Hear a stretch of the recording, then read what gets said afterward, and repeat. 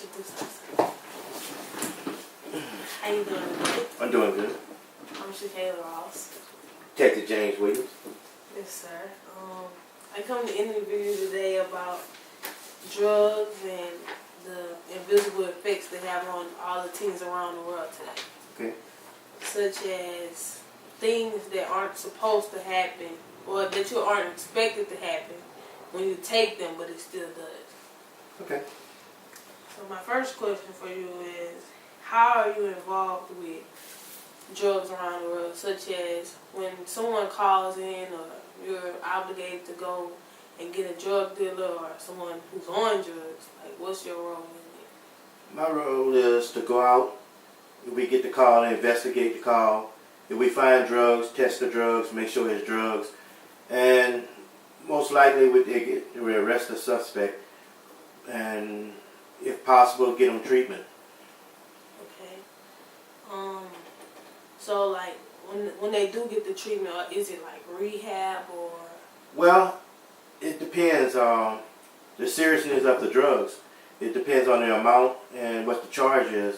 Now, if it's the first offense, most of the time they could give them, what we have is a drug court, where they'll give them a time they could take random drug tests, and if they complete this training and the rehab through that, then their record will get expunged where it's clean, and they get a second chance. But other than that, if it to an extreme point where they're totally dependent on the drugs, then sometimes the coroner's office get involved and we get them in a treatment facility.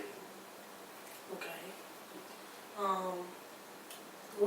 What is the basic to know about drugs? Like, for instance, if I was to call you for my brother being on crack or not to say crack, cocaine, what would you already know, like the basics of cocaine and how to handle him? Well, it differs on everybody.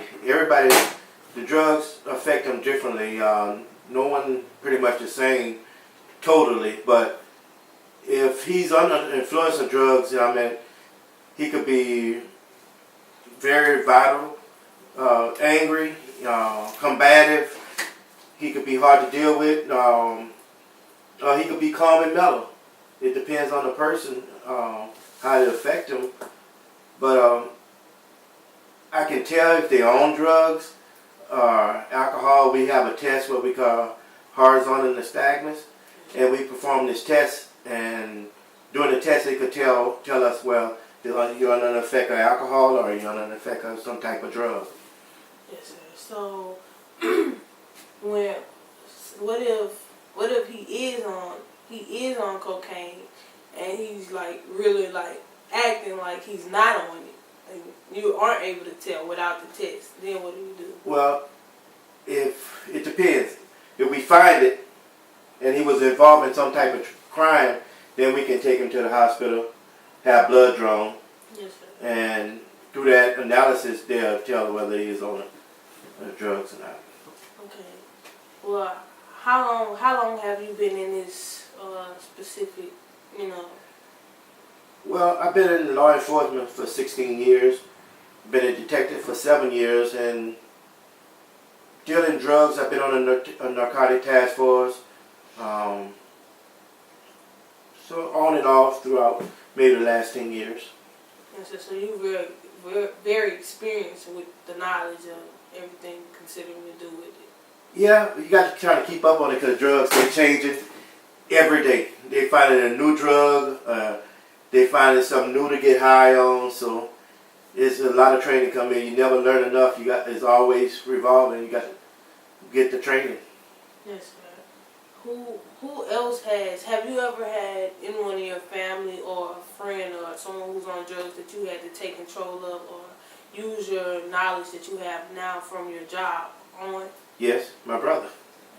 Okay. And what was his? He was on crack cocaine, and he just got out of hand, and he wasn't himself. Yeah, it changes him. It changed into a totally different person. He became so angry and combative, wanted to fight everybody, and I had to try to calm him down. So, my question to you is, by that being your brother and by you being a legal detective for St. Gabriel, what was your duty to do? Like, if you're a detective and that's your brother, are you supposed to help him as a brother, or are you supposed to help him as a detective, or does it depends on where his setting is? As a detective, and I'm on duty 24 hours. I'm always in law enforcement. Now, if I see him do it, then I'm obligated to arrest him on it and charge him with it. But if I don't see him, but I know he's on the effect of it, I can try to talk to him and get him some help. You know, that's when they come at that brother part and try to get him some help. But if he causing harm to himself or to someone else, then I have to deal with it accordingly. Yes, sir. So where did you learn or pick up all this information about the drugs? Through different schools, different training seminars, and time and experience with dealing with people on the drug, because you got so many out there on drugs now. Yes, sir, that you wouldn't even think. And expect. What is the most challenging part about this job to where you have to go, like, are you ever afraid or nervous about when you're about to go and meet someone on drugs and how they're going to particularly react? Every time. Every time. Every time, because you never know. It could be someone you know and know them well, and just by being on the drugs, you might go there and think, well, everything cool, everything fine, and then all of a sudden they go to shooting at you, they want to fight you, you know. So you got to always be aware. You can't take for granted that, you know, this person, he's on drugs, that I know him, that it's going to be all good, everything will be okay. It's not like that. Because drugs change. Drugs change. What do you enjoy about the job? Like, what can you go home and tell your wife, man, I enjoyed this today? Well, helping people. Helping people. Helping people is the best joy I could get out of this job. You know, it's hard because it's testing. Testing, exactly. It's real hard because things changes, people changes, and then like a lot of people I know that's on drugs, and you know, you try to help them. You can help them today, it's all good. The next day, you're the worst enemy. You know, so. And so it takes a lot of courage. A lot of courage, sacrifice. Yes, sir. What is next in terms of your duty? So when you are off duty and when you do retire, what do you plan on doing? Relaxing. Relaxing, enjoying life. So when you are approached by drug users and you're not on duty, what would you do?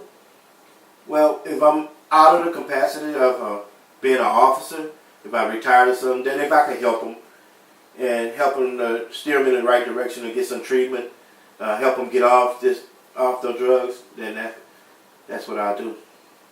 Right.